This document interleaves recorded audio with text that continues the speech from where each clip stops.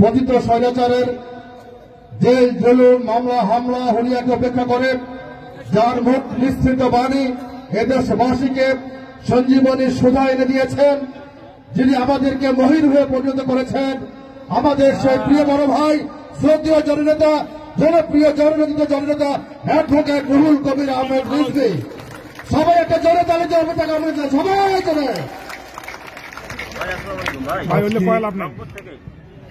হেমন্তে স্নিগ্ধ বিকেলে এত চমৎকার একটি ক্রীড়ানুষ্ঠান আমাকে এতই মুগ্ধ করেছে এবং এর আগেও আমি এই ধরনের একটি ক্রীড়া অনুষ্ঠানে উপস্থিত ছিলাম। দুলু ভাইয়ের উদ্যোগে এই অনুষ্ঠানটি, তখন থেকেই আমার মুগ্ধতা আমার হৃদয়ের মধ্যে উপস্থিত আসাদুল হাবিব দুলু, বিএনপি জাতীয় নির্বাহী কমিটির রংপুর বিভাগীয় সাংগঠনিক সম্পাদক এবং জেলা বিএনপির সভাপতি সাবেক মন্ত্রী, উপস্থিত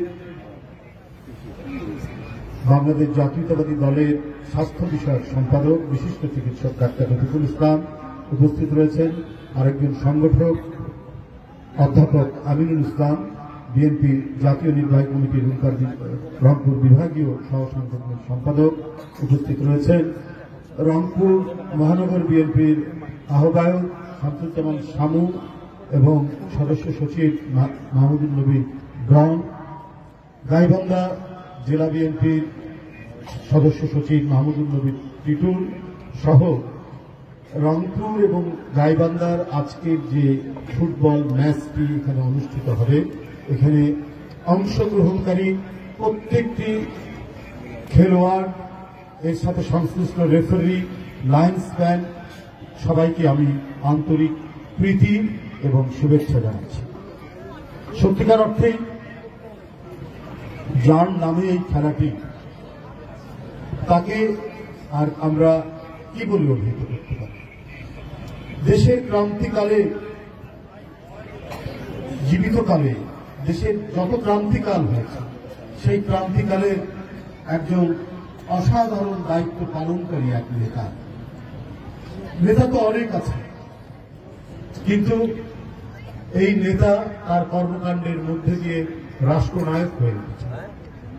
যখন রাজনৈতিক সিদ্ধান্ত দিতে পারছে না, মানুষ শুনছে না, কিন্তু গোটা জাতি প্রস্তুত স্বাধীনতার জন্য।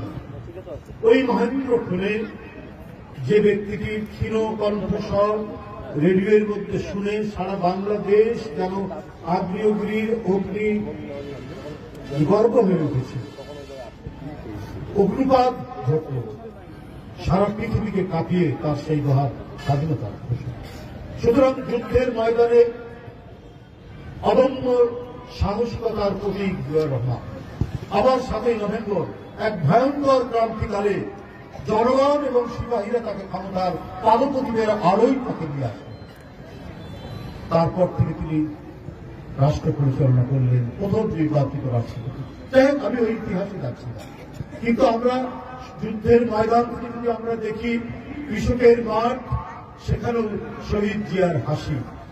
আমরা যদি দেখি শিল্পে কারখানার সেই চিমনির ধোঁয়া, সেই ধোঁয়ায়, সেই কালিমাখা ধোঁয়ার মধ্যে জিয়াউর রহমান দাঁড়িয়ে আছে। আমরা ধান ক্ষেতের মধ্যে দেখি জিয়াউর রহমান দাঁড়িয়ে আছে। আমরা শিক্ষার উন্নয়নের জন্য তার যে প্রচেষ্টা, অদম্য প্রচেষ্টা, সেই প্রচেষ্টার মধ্যে জিয়াউর রহমান দাঁড়িয়ে আছে। আমরা দেখেছি যে কৃষিতে উৎপাদন বৃদ্ধি করার জন্য তার কি প্রাণান্তকর চেষ্টা, কারণ তার আগে 72 থেকে 75 মানুষের হাহাকার শুনছেন। এই লালমনিরহাট কুড়িগ্রামে একজন মানুষের বাসায় যদি ধোঁয়া উঠত, তাহলে 100 জন মানুষ ঘিরে দাঁড়াতো। 74-এর দুর্ভিক্ষের সময় বোধহয় তার বাসায় কিছু রান্না হচ্ছে এবং সেই ভাতের মাঠ টুটে দাঁড়াচ্ছে। এই যে একটি পরিস্থিতি, দারিদ্রতার পরিস্থিতি, দুর্ভিক্ষের পরিস্থিতি, হাহাকারের পরিস্থিতি, সেই পরিস্থিতির একেবারে তিনি আমূল পরিবর্তন ঘটালেন খাল কাটা বিপ্লবের মধ্যে দিয়ে। সেই যে খালের পানির মধ্যেও আমরা জিয়াউর রহমানকে আমরা দাঁড়িয়ে থাকতে দেখি। শুধু তাই নয়, তারপরে যদি আমরা খেলার মাঠে আসি, সেই খেলার মাঠেও আমরা দেখি জিয়াউর রহমানের অবদান। তাই একটা জাতিকে ক্রীড়ায় স্পর্শে, কৃষি উৎপাদনে, কারখানার উৎপাদনে, স্বাধীনতা রক্ষায়, গণতন্ত্র রক্ষায় মাত্র কয়েক বছরে এক অসাধারণ তার যে কৃতিত্ব, এই কৃতিত্ব মানে কয়েকটি কথায় ভাষায় লিখে রাখা সম্ভব নয়। সেটা জিয়াউর রহমান করেছে।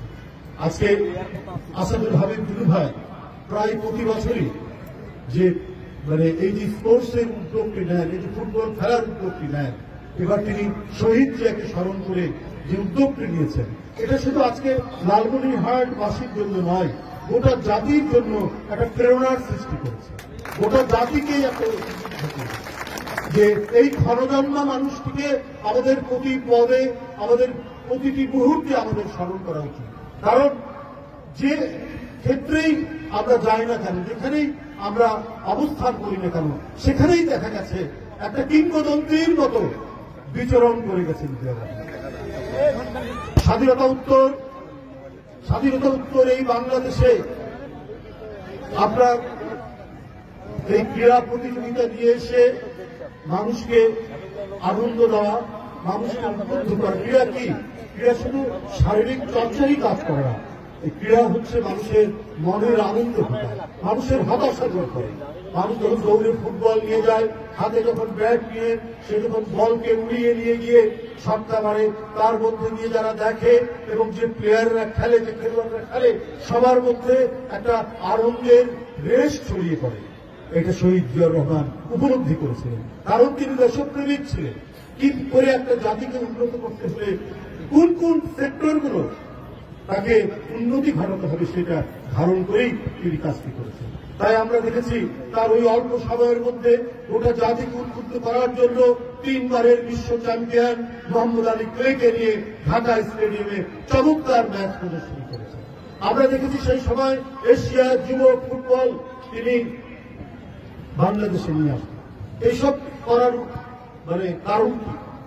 এইসব উদ্যোগ নেওয়ার উদ্দেশ্য কি? গোটা জাতিকে উদ্বুদ্ধ করা। তোমরা পিছিয়ে নেই, তোমরা সামনের দিকে এগিয়ে যাবে। বাংলাদেশে একটি আন্তর্জাতিক খেলা হচ্ছে এশিয়ান যুব ফুটবল। বাংলাদেশে একজন কিংবদন্তি তুল্য বিশ্ব heavyweight champion Mohammad Ali clay এসে এইখানে প্রদর্শনী ম্যাচ খেলছে। এগুলো গোটা জাতিকে জাগানোর জন্য জিয়াউর রহমান তিনি করেছিলেন। তিনি এইটা করেননি যে বাংলাদেশের উন্নয়নের নামে, মেগা সেতুর নামে, আপনার পদ্মা সেতুর নামে আমি এটার উন্নয়নের কথা বলবো, আর লাখ লাখ কোটি কোটি ডলার আমি বাংলাদেশ থেকে পাচার করে আমি দুবাই, কুয়ালালামপুর, আমি ক্যানাডা, অটোয়া আর সিডনিতে সেইখানে আওয়ামী লীগের লোকেরা, সেখানে শেখ পরিবারের লোকরা রাজার হারে বসবাস করবে, এইটা জিয়াউর রহমান করেনি। আওয়ামী লীগ অনেক চেষ্টা করেছে, তার শাহাদাত বরণের পরে তার কোথাও কিছু আছে কিনা। পার্লামেন্টে আওয়ামী লীগের নেতারাও বলতে বাধ্য হয়েছে একজন সত্যিকার অর্থেই এক সৎ নেতা, একজন পরিচ্ছন্ন নেতা এই জাতি পেয়েছিলেন, তার শাহাদাত বরণ। আজকে আমরা দেখি যে একজন এমপি প্রতিবদ্ধ ছিল 250 মিলিয়ন পাউন্ডের অসংখ্য গাড়ি লন্ডন। একটা এমপি হলে পরে, একটা মন্ত্রী হলে পরে কি করা যায়, কয় টাকা আপনার অর্জন করা যায়। কিন্তু এরা অবাধ ধরে সুযোগ দিয়েছিল আওয়ামী লীগের নেতাদেরকে এবং অবৈধভাবে বিনা ভোটে তারা ক্ষমতায় থেকেছেন প্রায় 15.5 বছর, 16 বছর। তো সুতরাং আমাকে তুমি ক্ষমতায় রাখো, শেখ হাসিনা বলতেন, আর তোমরা যা পারো তোমরা সেটাই করবে। একজন পুলিশের আইজি, সে 1000 কোটি টাকা পাচার করার তার অভিযোগ। আমাদের এখানে ঋণ এসছে প্রায় 18,60,00,000 টাকার মতো, তার মতো পাচারই হয়েছে কি বলে 18,60,000 কোটি টাকা ঋণ পেয়েছি আমরা। আর সেই ঋণের টাকা থেকে পাচার হচ্ছে 17,35,000 কোটি টাকা। এই তো শেখ হাসিনার উপহার, এই তো শেখ হাসিনার অবদান। অথচ দেশনেত্রী বেগম খালেদা জিয়া এবং মহান স্বাধীনতার ঘোষক জিয়াউর রহমান কই খুঁজেও তো একটা বের করতে পারেননি। কত মিথ্যা অভিযোগ দিয়েছেন, কত অপকর্ম করেছেন, অপতথ্য দিয়েছেন, উৎসাহ দিয়েছেন। কিন্তু যে দেশপ্রেমিক, যে সৎ তার বিরুদ্ধে কুৎসা রটিয়ে সেটা টেকানো যায় না, কারণ তার হৃদয়ের মধ্যে থাকে অদম্য সাহস, সততার এমন আলো থাকে যে আলোতে তার বিরুদ্ধে অপপ্রচার কোনোই কাজে লাগেনি। খালেদা জিয়ার বিরুদ্ধে এত অপপ্রচার করেছেন, জিয়াউর রহমানের বিরুদ্ধে অপপ্রচার করেছেন, আপনারা কই ঠেকাতে পারেননি, বরং আপনি পালিয়ে গেছেন। বেগম খালেদা জিয়া পালায়নি, দুর্বিসহ দুঃশাসনকে তিনি বরণ করেছেন। পুরনো ভাঙা ভাঙা একটি বিল্ডিং এর মধ্যে তাকে 2 বছর আটকে রাখা হলো, কিন্তু তারপরেও তিনি তার মাথা নিচু করেননি। তিনি শেখ হাসিনার কাছে তার মাথা নিচু করেননি। তিনি বলেছেন আমার বিরুদ্ধে যে অভিযোগ সে অভিযোগ মিথ্যা, এবং আইন আদালতেও সেটি বারবার উচ্চারিত হচ্ছে। বন্ধুরা আমার, এটাই হচ্ছে বিএনপি থেকে আওয়ামী লীগের পার্থক্য। বিএনপি হচ্ছে আদর্শের দল, বিএনপি হচ্ছে উৎপাদনের দল, বিএনপি হচ্ছে মানুষকে ক্ষুধা নিবারণের দল। আরেকটি হচ্ছে লুটেরার দল, আরেকটি হচ্ছে দুর্ভিক্ষের দল, আরেকটি হচ্ছে টাকা পাচারকারীর দল। আজকে বাংলাদেশ ব্যাংক লোপাট হয়ে যায় 800 কোটি টাকা, সোনালী ব্যাংক লোপাট হয়ে যায় টাকা, বেসিক ব্যাংক লোপাট হয়ে যায় টাকা। আব্দুল হাই বাচ্চু আওয়ামী লীগের নেতা বেসিক ব্যাংক শুইয়ে দিলেন। এই তো আমরা দেখেছি অন্য 16 বছরে শেখ হাসিনার অবদান। ওনার একজন মেয়র আছে, মেয়র করলেন বিনা ভোটের মেয়র আতিক সাহেব।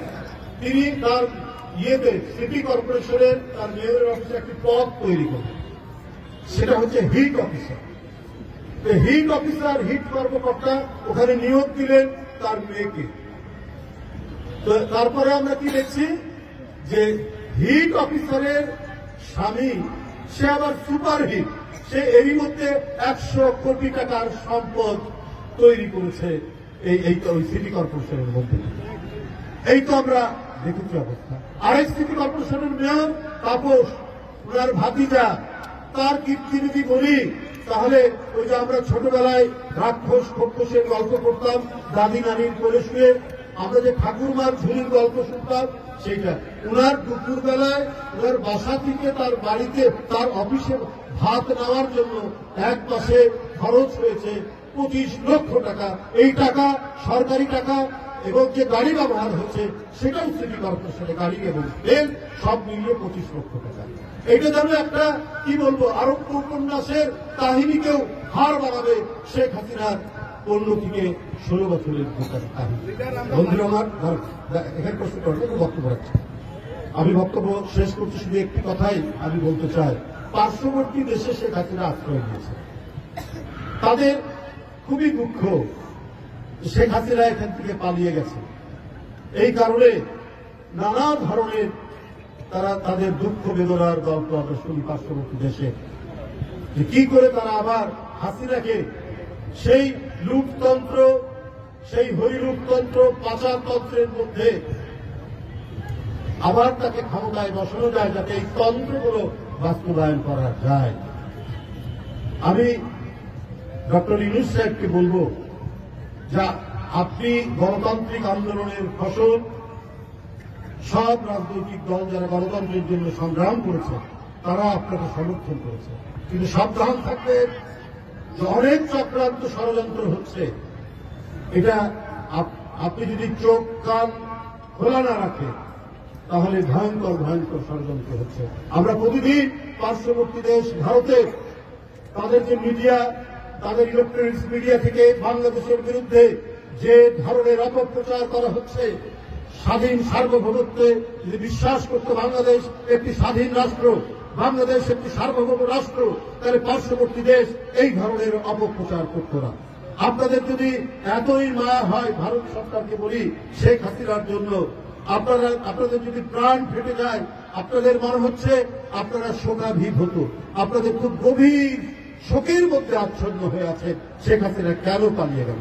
এতই যদি শোক হয়, এতই যদি দুঃখ হয়, তাহলে শেখ হাসিনার জন্য ভারতে আরেকটি তাজমহল করে দেন শেখ হাসিনার জন্য, তাহলে তো আপনাদের অনেকটা প্রাণে শান্তি আসে।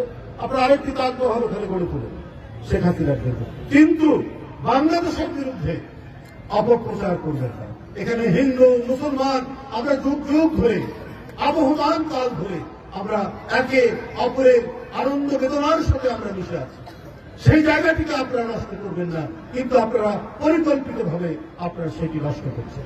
তাই অন্তর্বর্তীকালীন যে সরকার এবং অন্যান্য সমমনা গণতান্ত্রিক রাজনৈতিক দল প্রত্যেকে আজকে সতর্ক থেকে সজাগ থেকে আমাদের যে বহুদিনের অর্জিত যে গণতন্ত্রের জন্য ইলিয়াস আলী নেই, চৌধুরী আলম নেই, সাইফুল ইসলাম হিরু নেই, অসংখ্য তরুণের গুম হয়ে যাওয়া, অদৃশ্য হয়ে যাওয়া, অসংখ্য তরুণের বিচার বহির্ভূত হত্যার শিকার হওয়া, এই যে পরিস্থিতির মধ্যে দিয়ে ছোট বাচ্চা ছেলেরা আপনার জীবন দিয়েছে, যার প্রথম শহীদ বীরত্বব্যঞ্জক যে আত্মদান, এই রংপুর বেগম রেখা বিশ্ববিদ্যালয়ের আবু সাইদ, তার এই আত্মদান এই জাতি কোনদিন ভুলবে না।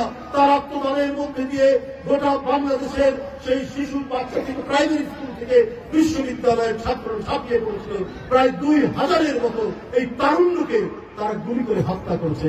তাদের প্রত্যাবর্তনের জন্য যদি পার্শ্ববর্তী দেশ চক্রান্ত করে, এটা 18 কোটির দেশ, আমি তাদেরকে বলতে চাই তারা ভুলে যাবেন না। আমরা যুদ্ধ করে একটি দেশ পেয়েছি এবং বারবার দিল্লির বিরুদ্ধে আমরা দাঁড়িয়ে আমাদের সার্বভৌমত্ব, আমাদের স্বাধীনতাকে আমরা অক্ষুণ্ণ রেখেছি।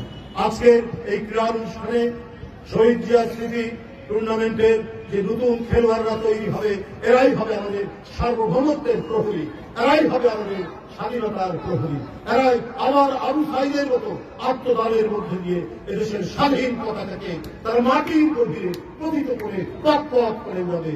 আপনাদের সকলকে ধন্যবাদ জানাচ্ছি। আমি এখানে রংপুর ফুটবল দল এবং গাইবান্ধা ফুটবল দলের যারা প্রতিনিধিরা আছেন তাদেরকেও আন্তরিক শুভেচ্ছা জানিয়ে এবং দুলুভাই সহ যারা আজকের এই আয়োজন করেছেন তাদের প্রত্যেককে আমি আমার আন্তরিক শুভেচ্ছা স্মৃতি জানিয়ে আমার বক্তব্য শেষ করছি। ধন্যবাদ।